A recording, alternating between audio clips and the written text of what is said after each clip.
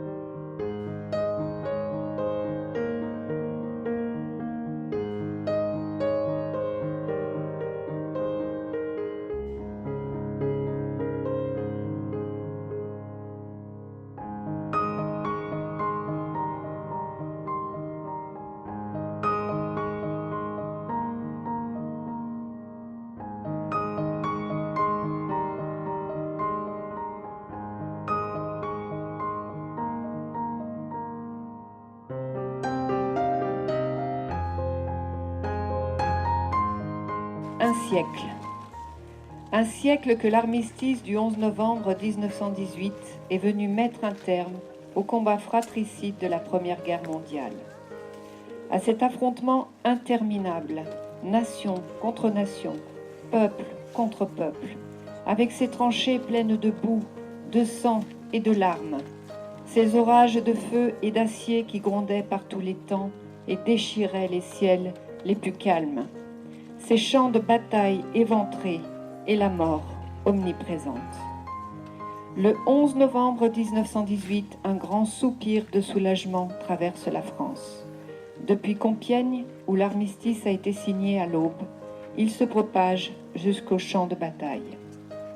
Enfin, après 4 interminables années de bruit et de fureur, de nuit et de terreur, les armes se taisent sur le front occidental.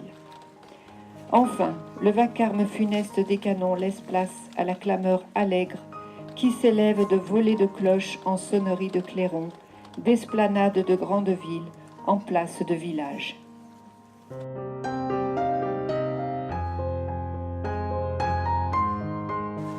Vive l'Europe en paix, vive la République et vive la France!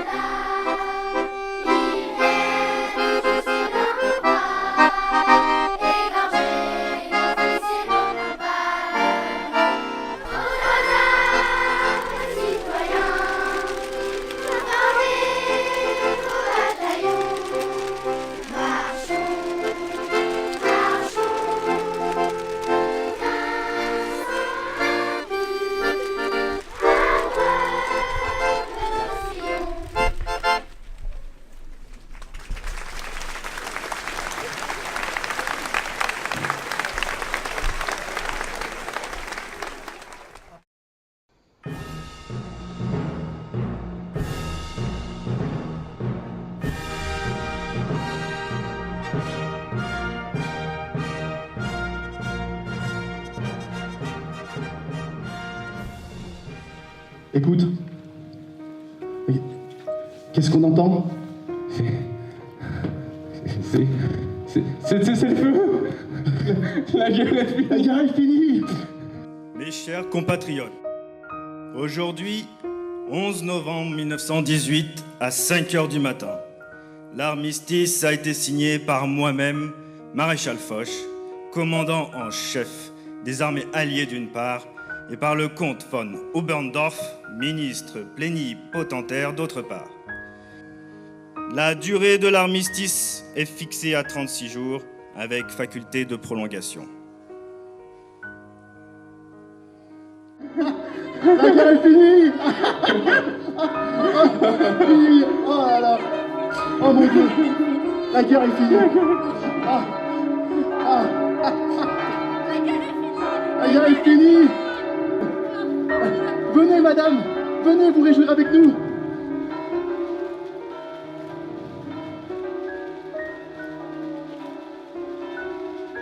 Mon mari est mort à la guerre.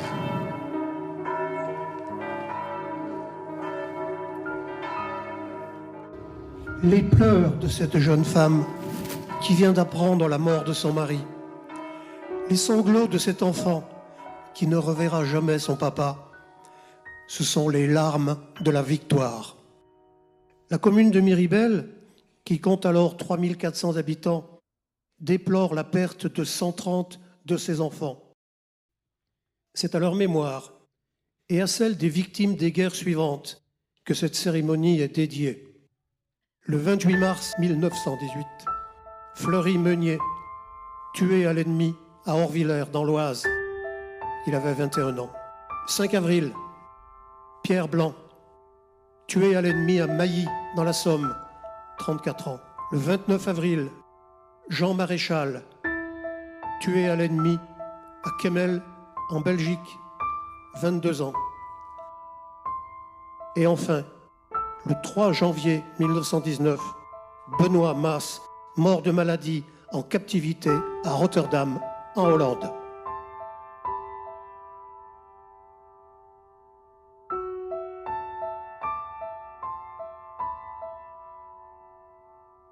J'appelle maintenant ceux de 1917, au nombre de 7, représentés par l'école du Marié. Ceux de 1916, au nombre de 26, représentés par l'école Edgar Quinet. Ceux de 1915, au nombre de 30, représentés par l'école Saint-Joseph. Et ceux de 1914, au nombre de 20, représentés en grande partie par l'école des Échets. À la mémoire de ces 130 hommes victimes de leur devoir, et pour leur rendre honneur, les enfants chantent une nouvelle fois la Marseillaise, accompagnée par tout le public.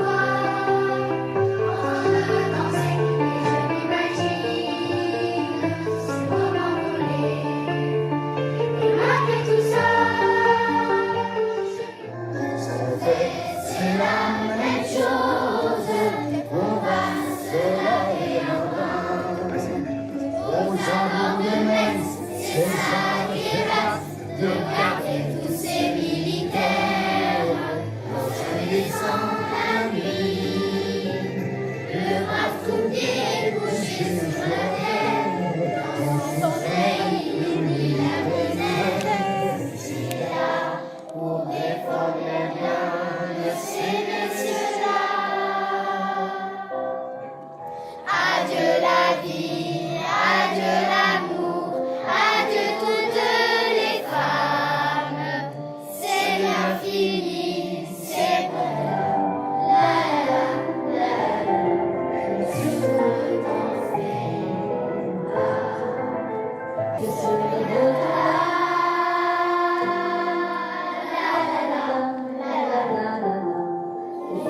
la fièvre.